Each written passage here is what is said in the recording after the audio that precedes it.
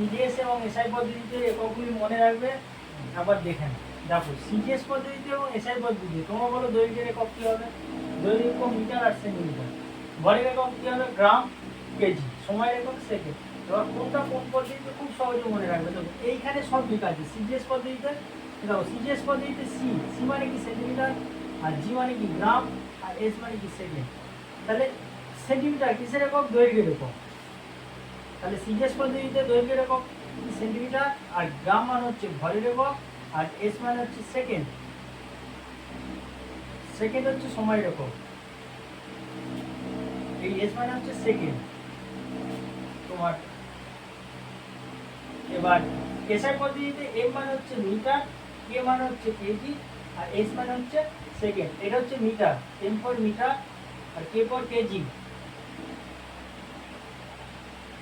R S for second. তাহলে এটা metre কার একক? দৈর্ঘ্যের একক, আর কেজি কার একক? ভরের একক, আর সেকেন্ড হচ্ছে সময়ের একক। তাহলে সিজিএস পদ্ধতিতে দৈর্ঘ্যের একক কি হচ্ছে? সি ফর সেন্টিমিটার, ভরের একক জি ফর গ্রাম, সময়ের একক এস ফর সেকেন্ড। এসআই পদ্ধতির আরেকটা নাম হচ্ছে তোমাদের এমকেএস। এমকেএস পদ্ধতি এমকেএস, এম মানে হচ্ছে মিটার। তাহলে এসআই পদ্ধতিতে দৈর্ঘ্যের একক মিটার, ভরের একক কেজি, আর সময়ের একক হচ্ছে সেকেন্ড। তোমরা এটা শুধু মনে রাখো, এটার মধ্যে দিয়ে সব আছে। সিজিএস পদ্ধতিতে কি আছে, আর এসআই পদ্ধতিতে আরেকটা নাম হচ্ছে এমকেএস। সিজিএস মানে হচ্ছে সেন্টিমিটার, গ্রাম, সেকেন্ড, আর মিটার, কিলোগ্রাম আর সেকেন্ড।